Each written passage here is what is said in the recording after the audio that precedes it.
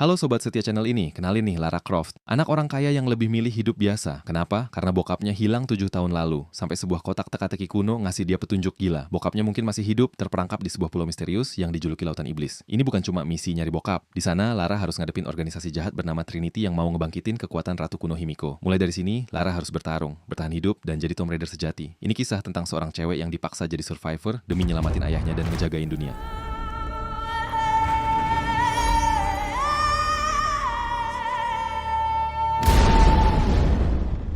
Legenda Himiko, Ratu Jepang pertama, berkisah tentang seorang penyihir kuat yang memerintah melalui sihir gelap, menyebarkan kematian dan kehancuran. Dia akhirnya dihentikan oleh pasukan jenderal-jenderalnya sendiri yang mengikatnya ke sebuah pulau tak berpenghuni di tengah lautan iblis. Bersemangat untuk melacak legenda itu, Lord Richard Croft menemukan bintik di peta lama yang menandai pulau tersebut, bersumpah untuk mencapainya, bahkan jika itu berarti meninggalkan putri kesayangannya, Lara Croft. Di sebuah ring tinju, Lara berhadapan dengan seorang lawan, tetapi akhirnya kalah.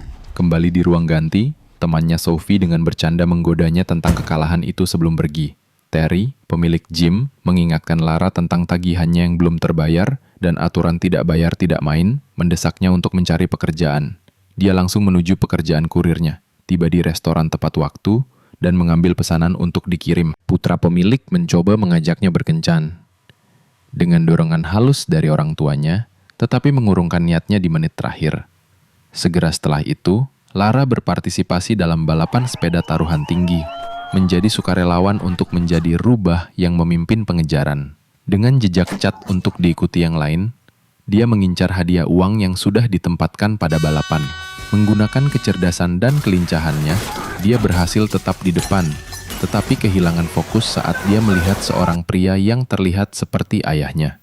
Ketika pria itu berbalik, dia menyadari itu bukan dia, tepat pada waktunya untuk berbelok di sekitar pintu mobil yang terbuka.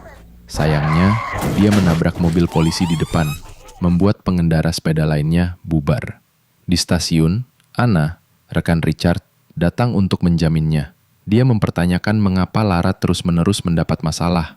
Ketika Lara mengatakan dia membutuhkan uang, Anna mengingatkannya tentang warisan yang belum dia klaim. Lara menolaknya. Pahit karena Richard telah pergi selama 7 tahun yang panjang, dia lebih suka mendapatkan uangnya sendiri daripada menerima apapun dari pria yang dia yakini telah meninggalkannya. Anna mencoba membujuknya, mengungkapkan bahwa polisi berhenti mencari Richard 5 tahun yang lalu. Jelas dia tidak akan kembali, dan semua yang dia kerjakan, termasuk Manor, akan dijual jika Lara tidak mengambil alih. Di rumah, Lara mengenang masa kecilnya tentang hari Richard pergi. Dia berjanji akan kembali dan memberinya jimat ajaib untuk dipegang setiap kali dia merindukannya. Pagi berikutnya, dia tiba di Croft Holdings, tampaknya siap untuk mengklaim warisannya. Resepsionis salah mengira dia sebagai kurir berdasarkan penampilannya, tetapi terkejut mengetahui dia adalah Lara Croft. Di lantai atas, pengacara Tuan Yaf dan Anna menyodorkannya dokumen untuk ditandatangani. Sebelum dia melakukannya, Yaf mengeluarkan kotak teka-teki Jepang. Jika Richard meninggal, itu dimaksudkan untuk diberikan kepada Lara meskipun hanya setelah menandatangani dokumen. Lara mengambilnya dan mulai mencoba memecahkan teka-teki itu, mencatat bahwa Richard dulu memiliki banyak yang seperti itu yang tidak pernah bisa dia pecahkan saat kecil, yang mengejutkan semua orang. Kotak itu terbuka, mengungkapkan 2 lembar kertas terlipat dan sebuah kunci. Salah satunya adalah foto Lara dan Richard yang membangkitkan emosinya. Yang lainnya adalah catatan yang berbunyi, "Surat pertama dari tujuan akhirku." Sebuah ide muncul dan Lara dengan cepat permisi meninggalkan dokumen-umen itu tidak ditandatangani. Di Croft Manor, dia menemukan sebuah lorong dan menggunakan catatan itu untuk memecahkan kode, membuka pintu tersembunyi, mengungkapkan sebuah ruang bawah tanah. Lara terkejut menemukan segala macam artefak dan peta di ruang bawah tanah, bersama dengan beberapa paspor Richard. Melihat kamera video, dia memutar rekaman yang ditinggalkan ayahnya untuknya. Dalam pesan itu, Richard menjelaskan mengapa dia harus pergi, mengungkapkan bahwa pencariannya terhadap supernatural adalah caranya untuk merasa dekat dengan mendiang Ibu Lara.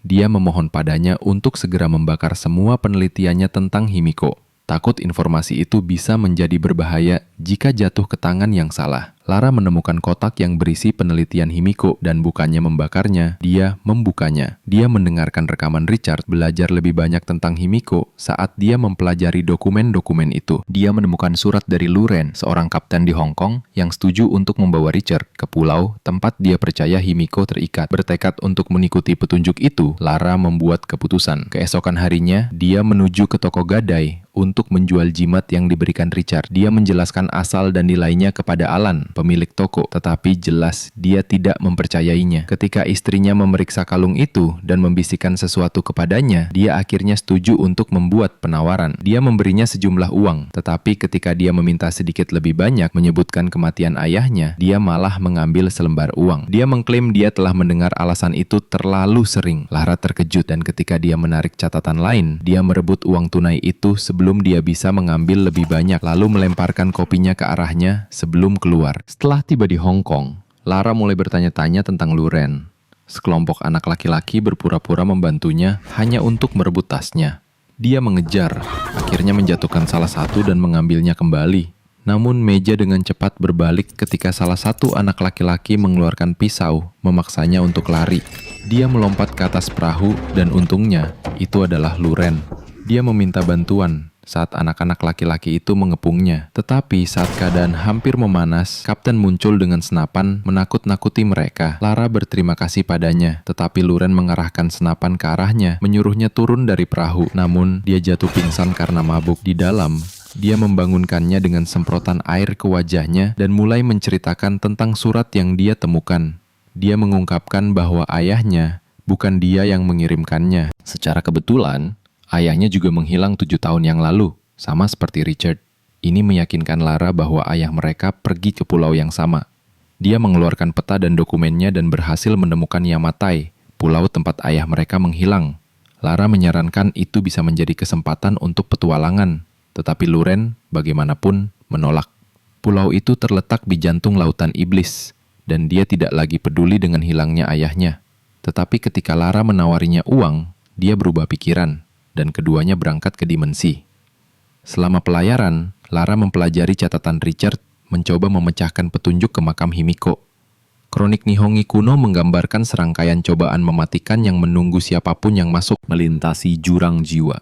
Menghadapi wajah-wajah Himiko, menghadapi pasukannya yang terdiri dari 1000 dayang, dan akhirnya mencapai tempat peristirahatan terakhirnya hanya untuk melepaskan kutukannya. Dalam rekamannya, Richard memperingatkan bahwa penelitiannya diawasi oleh Ordo Trinitas, sebuah organisasi militan kuno yang bertekad memanfaatkan kekuatan supernatural untuk mengendalikan nasib umat manusia. Mengambil istirahat, Lara keluar untuk mengagumi laut. Dia membuka diri kepada Lu, bertanya-tanya apakah Richard telah gila mengejar legenda-legenda ini sebelum masuk untuk beristirahat. Malam itu, dia memimpikan kenangan bersama ayahnya, tetapi tiba-tiba terbangun oleh badai hebat. Ternyata mereka memang telah sampai di lautan iblis. Lara bergegas ke panel kontrol untuk bergabung dengan Lu, tetapi badai semakin intensif dan perahu mulai kehilangan kendali. Lu memberitahunya bahwa mereka harus meninggalkan kapal untuk bertahan hidup dan menembakkan pistol suar ke langit, tetapi Lara tidak tahan kehilangan penelitian Richard. Mengabaikan protes Lu, dia lari kembali untuk mengambil dokumen-dokumen itu. Sayangnya, saat dia kembali keluar, gelombang kuat menghantam kapal, menjatuhkannya. Syukurlah, Lu bergegas masuk dan membantunya. Dia menunjukkan skoci dan dia mulai melepaskannya. Gelombang lain menerjang, melemparkan Lu ke laut. Dengan perahu yang sekarang runtuh di sekitarnya, Lara mengambil lompatan berani ke laut yang mengamuk. Melawan arus yang ganas, dia berhasil berenang menuju pantai, memanggil Lu sampai sesuatu menghantam kepalanya. Ketika dia sadar kembali, dia menemukan dirinya di dalam tenda dengan orang asing yang mengawasinya. Dia dengan panik mencari tasnya.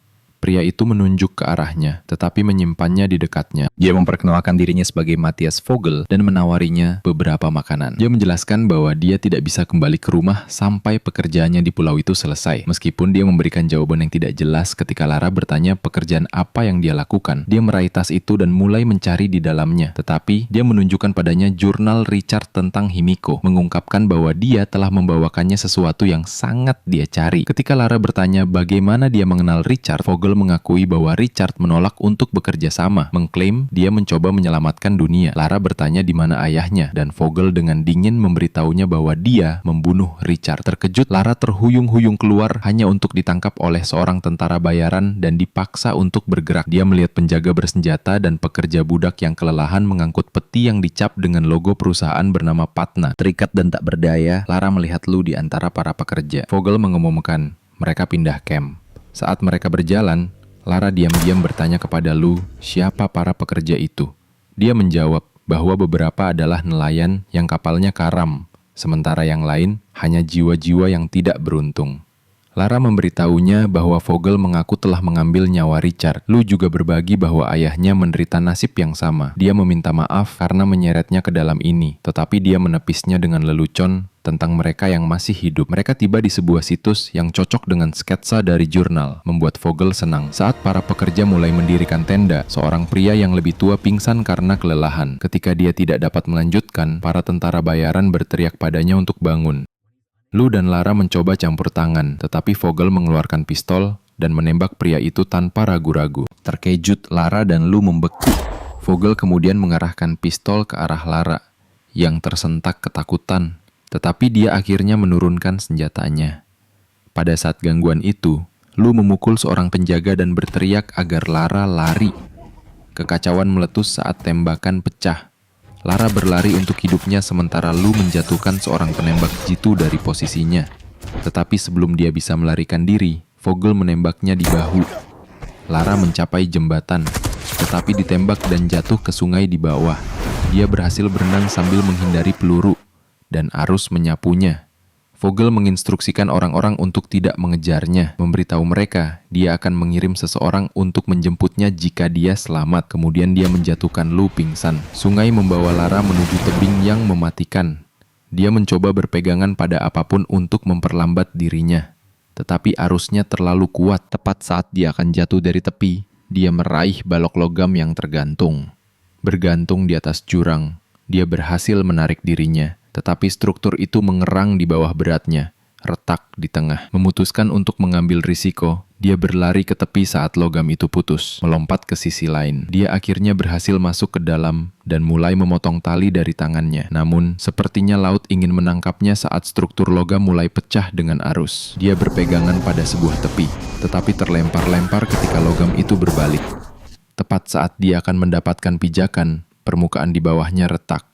Dia berhasil menarik parasut dan membukanya tepat pada waktunya saat dia jatuh. Dia mendarat jauh di dalam hutan, tetapi menyadari sepotong logam tersangkut di perutnya. Dalam rasa sakit yang luar biasa, dia menariknya keluar dan memaksa dirinya untuk bergerak menuju pantai. Melihat keluar, kesadaran pahit muncul. Tidak ada jalan keluar dari pulau tanpa bantuan eksternal. Kemudian malam itu, seorang tentara bayaran mengejarnya dan mencoba menyeretnya kembali ke camp. Lara menggigit lengannya dalam upaya putus asa untuk melarikan diri. Mereka terlibat dalam pertarungan brutal dengan pria itu mencoba mencekiknya, tetapi Lara berhasil mengalahkannya, akhirnya menenggelamkannya di dalam air. Setelah itu, dia melihat seorang pria mengawasinya. Dia lari dan Lara mengikuti. Dia memintanya untuk berhenti, tetapi dia mengabaikannya, menggunakan tali untuk memanjat batu. Bertekad, dia memanjat mengejarnya. Di atas, dia melihat pria itu menyalakan api dan dengan hati-hati mendekat, hanya untuk terkejut menyadari itu adalah Richard. Dia bergumam bahwa dia tidak nyata, mencoba mengabaikannya, tetapi Lara memanggilnya. Ketika dia menunjukkan padanya cara dia selalu mencium dahinya, Richard meneteskan air mata, akhirnya menyadari itu benar-benar putrinya. Tetapi rasa sakit dari lukanya memburuk dan dia bergegas ke sisinya, memeluknya erat-erat. Dia mulai merawatnya dengan persediaan yang dia miliki. Sebelum dia pingsan karena rasa sakit, dia membuatnya berjanji untuk tidak pernah meninggalkannya lagi. Keesokan paginya,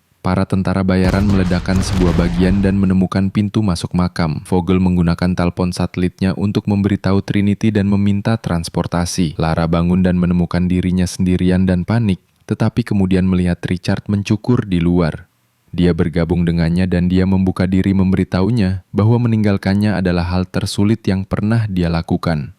Ketika dia mencoba untuk kembali, dia menyadari Himiko tidak akan membiarkannya pergi. Trinity telah mengirim Vogel untuk menemukan makam dan membangunkan Himiko untuk mengklaim kekuatannya. Jadi, Richard tetap tinggal untuk menghentikan mereka. Dia merasa lega, berpikir mereka tidak dapat mengakses makam. tanpa penelitiannya, sampai Lara mengungkapkan bahwa dia tidak menghancurkannya. Marah, dia menuduhnya membahayakan dunia, tetapi Lara membela diri, bersikeras dia tidak akan menemukannya jika tidak. Dia memperingatkan bahwa jika makam dibuka, kutukan Himiko akan dilepaskan. Dia merasa kedatangannya ke pulau itu adalah kesalahan yang sangat menyakiti Lara, karena yang dia inginkan hanyalah tahu apa yang terjadi padanya. Tetapi Richard menjelaskan dia hanya mencoba melindunginya. Selama makam tetap tersembunyi, dia aman. Namun dia mengakui dia meremehkan keberaniannya. Lara bersikeras mereka harus keluar dari pulau, menyarankan mereka menggunakan telepon satelit Vogel untuk meminta bantuan. Richard berpendapat itu tidak mungkin dengan pasukan Vogel. Menolak untuk menyerah, Lara mengambil busur dan panahnya dan pergi sendirian. Dia mencapai camp dan menyelinap ke tenda Vogel tepat saat dia masuk. Marah karena kode yang hilang untuk membuka makam, Lara menyelinap keluar tanpa terdeteksi dan berputar ke belakang di mana dia menemukan Lu dan para pekerja. Saat seorang tentara bayaran berbalik, dia menjatuhkannya dengan panah, lalu bergegas ke sisanya, memberitahu mereka untuk mengambil senjata sementara dia menemukan jalan keluar. Tembakan meletus saat mereka mencoba melarikan diri. Lara menyuruh Lu untuk memimpin orang-orang ke tempat aman, sementara dia pergi untuk telepon satelit. Dia mengambilnya dan berlari, hanya untuk berhenti ketika dia melihat Richard di pintu masuk makam. Di tengah baku tembak, peluru pistol Lu habis. Dia mengambil yang lain dari tentara bayaran yang jatuh dan menginstruksikan salah satu pekerja untuk memimpin sisanya, menyatakan bahwa dia tidak akan pergi tanpa Lara. Sementara itu, Vogel mendekati Richard dari belakang dan seorang tentara bayaran menjatuhkannya dengan popor senjata. Vogel menyuruhnya untuk membuka makam. Bersikeras sudah waktunya dia bersatu kembali dengan keluarganya setelah 7 tahun. Richard memperingatkan bahwa jika makam dibuka, dia tidak akan memiliki keluarga yang tersisa. Tetapi Vogel tidak tergerak, memukulnya lagi. Ketika Richard menolak untuk bekerja sama, Vogel memberi izin kepada tentara bayaran untuk menembak. Tepat saat pistol diangkat, panah terbang masuk, menjatuhkan tentara bayaran itu. Vogel mengarahkan senjatanya ke Richard, sementara Lara tetap mengarahkan busurnya ke Vogel. Richard berteriak padanya untuk menembak, menghentikan Vogel membuka makam. Tetapi pistol Vogel sudah mengarah padanya. Dia menyuruh Lara untuk meyakinkan Richard untuk bekerja sama, menambahkan bahwa begitu transportasi tiba, mereka semua bisa meninggalkan pulau. Richard, bagaimanapun, telah bergamai dengan ditembak. Baginya, satu nyawa layak dikorbankan untuk menyelamatkan jutaan. Dia memegang pistolnya dan Lara menurunkan panahnya. Dia belum sejauh ini untuk melihat ayahnya dibunuh. Yang membuat Richard ngeri, dia menjadi sukarelawan untuk membuka makam. Mengingat teka-teki itu, dia mulai mengerjakan kode dan akhirnya mekanisme itu berbunyi. Penghalang kuno runtuh sepenuhnya. Vogel memaksanya untuk memimpin jalan ke dalam makam yang gelap. Dia dan timnya mengikuti dengan Richard di belakang. Vogel memerintahkan jalan untuk ditandai dengan tongkat suar sehingga mereka dapat dengan mudah menemukan jalan kembali. Saat mereka masuk lebih dalam, Lara menemukan sisa-sisa kerangka. Udara semakin tegang dan Richard berbagi bahwa Himiko masih bernapas. Vogel menepis ini dan menyuruhnya untuk terus bergerak. Tetapi ketika Lara melangkah maju, sebuah pemicu muncul, bergema di seluruh makam dan membuat semua orang membeku. Tepat saat mereka pikir keadaan aman, seorang tentara bayaran ditusuk dengan logam dan ditarik ke bawah tanah. Richard menyadari bahwa makam itu tidak pernah dimaksudkan untuk membiarkan orang keluar. Sebaliknya, itu dibangun untuk menahan mereka. Vogel menjatuhkan suar, menerangi lautan tulang. Lara menyadari mereka telah memasuki jurang jiwa. Salah satu tentara bayaran menempatkan tangga panjang di seberang lubang dan Vogel mengangguk pada Lara untuk pergi duluan. Dia melangkah dengan hati-hati. Tangga berderit di bawahnya, tetapi dia mendapatkan kembali keseimbangan dan berhasil menyeberang dan yang lain mengikuti di belakang. Mereka terus maju dan menemukan serangkaian wajah terpahat di dinding. Lara menyadari itu adalah cobaan berikutnya dari kronik Nongi, berdoa untuk selamat dari wajah-wajah Himiko. Richard mengkonfirmasi mereka semakin dekat. Senter mereka menangkap sebuah prasasti. Ratu Kematian mengubah siang menjadi malam. Dia harus mati untuk mengembalikan kehidupan. Tepat saat itu, salah satu tentara bayaran menginjak pemicu. Sebuah batu besar bergulir ke depan dan dia nyaris lolos, tetapi batu lain menyegel sisa kelompok. Tiba-tiba, lantai mulai runtuh bata demi bata. Lara hampir tersedot, tetapi Richard meraihnya tepat waktu. Mereka bergegas mencari solusi. Lara melihat sebuah balok di dinding dan berlari ke arahnya, berpegangan pada tepi saat tanah menghilang di bawahnya. Dia menyadari itu adalah lubang kunci dan berteriak agar yang lain menemukan kuncinya.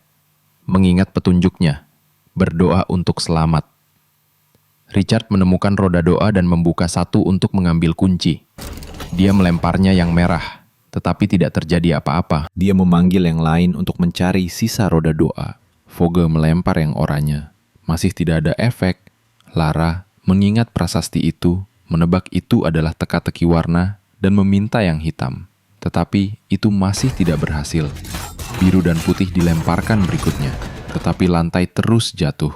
Ubin di bawah Lara runtuh, dan dia tergantung, nyaris berpegangan. Vogel melempar warna terakhir kuning, tetapi masih tidak ada perubahan. Mengambil momen untuk mempelajari prasasti itu, Lara menyadari jawabannya adalah warna kehidupan. Dia mengambil kunci biru dan memasukkannya ke dalam lubang, memanggil yang hijau. Mekanisme itu merespons. Lantai menghentikan keruntuhannya dan batu itu bergulir. Mereka bergerak maju. Atas perintah Vogel, sebuah suar ditembakkan untuk menerangi jalan berikutnya. Sementara itu, Lou masih menunggu di luar, semakin gelisah. Bertekad untuk menemukan Lara, dia memutuskan untuk kembali, hanya agar para pekerja lain bergabung dengannya. Lagi pula, ayah Lou memberikan hidupnya untuk mereka. Kembali di makam, Lara dan Richard memperhatikan lebih banyak sisa-sisa kerangka yang tertanam di dinding. Richard mengidentifikasi mereka sebagai pasukan 1000 dayang, pengikut setia yang mengambil nyawa mereka sendiri dalam pengorbanan ritual untuk melayani Himiko di alam baka. Tepat di depan, Vogel menemukan peti mati, menarik perhatian semua orang. Saat para tentara bayaran mulai menyiapkan lokasi, Richard mencoba satu terakhir kalinya untuk berunding dengan Vogel. Tetapi Vogel mengejek, mengklaim ada garis antara mitos dan kenyataan, dan memberi perintah untuk membuka peti mati batu. Di dalam terbaring Himiko, terawetkan dan masih. Tetapi wajah dan tubuhnya yang dicat tiba-tiba mulai layu, membusuk menjadi tulang, mengejutkan semua orang. Setelah beberapa detik, Vogel menginstruksikan orang-orang untuk mempersiapkannya untuk diangkut. Tetapi, sesuatu tidak beres dengan Lara. Dia merenungkan mural, mengamati bahwa Himiko tidak terlihat seperti monster. Jika ada, lukisan itu menunjukkan dia berjalan dengan sukarela ke dalam makam. Lara mengingat semua tentang Himiko, dan juga apa yang dikatakan Richard tentang pengorbanan. Saat orang-orang bersiap untuk mengangkat Himiko, Lara menghentikan mereka. Dia mengungkapkan teorinya. Himiko mengorbankan dirinya untuk melindungi dunia. Tepat saat itu, Himiko tersentak tegak, menakuti semua orang. Tapi itu hanya mekanisme. Roda mekanis menurunkan tubuhnya lagi. Vogel tidak terpengaruh, dan dia memerintahkan orang-orang untuk melanjutkan. Namun, pusaran gelap merayap di salah satu tangan tentara bayaran dan menyebar melalui nadinya. Lara menyadari Himiko adalah pembawa penyakit mematikan. Tentara bayaran yang terinfeksi mulai menembak secara liar, dan semua orang bergegas mencari perlindungan.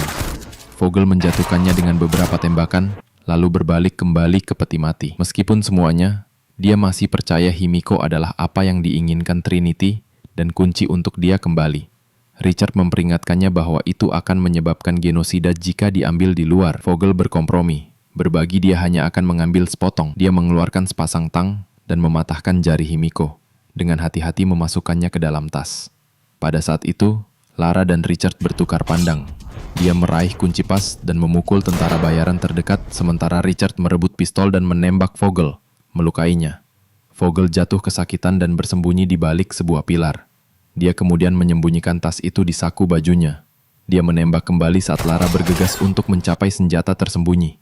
Ketika dia tidak bisa, dia lari, mendorong Vogel untuk mengirim anak buahnya mengejarnya. Sekarang, hanya Richard dan Vogel. Dua pria bersembunyi dengan pistol terhunus. Mereka bertukar tembakan sampai peluru Vogel habis. Richard mengenangkan bidikannya, menunggu. Tetapi dia dibutakan oleh tentara bayaran kedua yang terinfeksi, yang sekarang sepenuhnya liar. Richard melawannya dan menembaknya di wajah, tetapi sayangnya tergores. Berdarah, Richard mengikat lukanya. Di tempat lain, Lara memimpin seorang tentara bayaran ke dalam jebakan, menginjak pelat tekanan. Tiba-tiba, proyektil logam tajam meluncur melintasi koridor. Lara merunduk rendah, nyaris lolos. Tetapi tentara bayaran itu tidak seberuntung itu. Dia tertusuk seketika. Dia bergegas kembali ke Richard, mendesaknya untuk ikut dengannya. Tetapi dia menghentikannya untuk mendekat, mengungkapkan lengannya yang terinfeksi. Dia mengatakan padanya untuk tidak menyentuhnya. Sebaliknya, dia memintanya untuk menghentikan Vogel, sementara dia akan tetap di belakang dan meledakkan makam, mengubur Himiko untuk selamanya. Lara hancur. Setelah 7 tahun yang panjang, dia baru saja mendapatkannya kembali. Dia memohon untuk cara lain, tetapi Richard meyakinkannya dia lebih kuat dari yang dia tahu. Dia mengatakan padanya dia menghabiskan semua tahun ini berharap dia bisa melihatnya tumbuh, dan sekarang dia sudah. Dia adalah keajaibannya. Dia mencium udara ke arahnya, mengatakan padanya dia mencintainya, dan dia melakukan hal yang sama. Melawan air mata, Lara menguatkan tekadnya, berbalik dan lari. Dipandu oleh cahaya suar, dia akhirnya menemukan Vogel di tangga mencoba melarikan diri. Tanpa ragu, dia melompat ke atasnya, memblokir jalannya. Tepat saat Lara menerjang untuk menyerang, Vogel menyimpang dan melemparkan mereka berdua dari tangga ke lantai. Dia memukulnya berulang kali, tetapi dia mendaratkan pukulan ke selangkangannya, membuatnya terhuyung. Dia pulih dengan cepat dan menjebaknya dalam cekikan. Menggunakan latihannya dari ring tinju, Lara memutar bebas dan melemparkannya. Tetapi dia membalas dengan menekan lehernya dengan kekuatan brutal. Menggunakan sisa kekuatannya, dia memukulnya, membebaskan diri dan terengah-engah. Tanpa ragu, dia mendorong tangga dari tepi, memotong satu-satunya jalan keluar yang membuat Vogel ngeri. Marah, Vogel mengambil kapak dan menyerangnya. Sementara itu, Richard selesai menempatkan bahan peledak dan memegang granat erat-erat. Pikirannya memutar ulang kenangan Lara saat kecil. Tepat saat Vogel bersiap untuk memberikan pukulan terakhir kepada Lara, Richard menarik pinnya. Ledakan merobek makam, mengguncang seluruh struktur. Ledakan itu mengganggu Vogel. Lara mengambil kesempatannya, menendaknya dengan keras, lalu membanting pukulan ke tenggorokannya. Dia tersedak, terhuyung. Lara dengan cepat meraih sakunya, menarik jari yang dibungkus, dan mendorongnya ke dalam mulutnya. Dengan pukulan tegas ke rahangnya, dia memaksanya untuk menelannya. Masih tersedak, Vogel terhuyung mundur sampai Lara menendaknya, mengirimnya jatuh ke jurang jiwa. Namun, dinding mulai runtuh dari ledakan. Lara meraih kapak dan berlari, lantai runtuh di bawahnya. Dia melompati celah dan menggerakkan kapak ke dinding, menggunakannya sebagai pegangan. Batu itu mulai pecah, tetapi dia memanjatnya sampai kakinya menemukan tanah yang kokoh. Semuanya bergetar hebat saat dia berlari, runtuh di sekelilingnya. Melihat tali dengan senter terikat padanya, dia berpegangan. Tali menariknya ke atas, tetapi batu itu sayangnya jatuh ke arahnya. Di luar, Lu dan para pekerja bergegas menyingkirkan puing-puing, memanggil Lara tanpa jawaban. Tepat saat Lu mulai kehilangan harapan, dia melihat gerakan di tali dan dengan panik menggali di sekitarnya. Syukurlah itu adalah Lara. Dia menariknya keluar. Lega dia aman. Beban kehilangannya akhirnya runtuh dan Lu segera mengerti. Di atas kepala, sebuah helikopter tiba dan mereka semua bergegas ke arahnya. Ketika tim transportasi mencoba menghubungi Vogel melalui radio, mereka disergap oleh Lara dan yang lainnya, memaksa mereka untuk memberi tumpangan pulang kepada semua orang. Kembali di London, Lara menandatangani dokumen warisan dan berterima kasih kepada Anna. Yav menyerahkan aset Croft dan Lara menempatkan Anna sebagai penanggung jawab operasi sehari-hari. Setelah Anna pergi, Lara membuka file dan segera melihat sesuatu yang aneh. Dia bergegas ke ruang bawah tanah rahasia Croft Manor dan mengeluarkan catatan Richard tentang Trinity. Melihat perusahaan Patna di file, dia ingat itu juga ada di pulau. Rupanya, perusahaan Patna juga ada dalam daftar perusahaan yang dimiliki Croft. Menyusun potongan-potongan itu, Lara menyadari Anna bekerja dengan Trinity yang sebenarnya ada di mana-mana di dunia, menurut Richard. Sepertinya Lara masih memiliki pekerjaan yang harus dilakukan. Dia kembali ke toko gadai untuk mengambil kembali jimat itu. Alan mengakui itu sebenarnya bernilai banyak. Ketika istrinya muncul, Lara melihat koleksi senjata. Dia berjalan, matanya memindai pajangan. Dia memutuskan untuk mengambil 2 pistol bermutu tinggi. Nah, ada pekerjaan yang harus dilakukan. Pesan moral yang bisa kita ambil dari film ini adalah kegagalan. Bukan akhir dari segalanya. Menjadikannya motivasi untuk bangkit dan berjuang lebih keras. Keluarga adalah kekuatan utama yang sangat penting dalam meraih impian. Tetaplah semangat dan terus berjuang. See you next time. Zombie Apocalypse.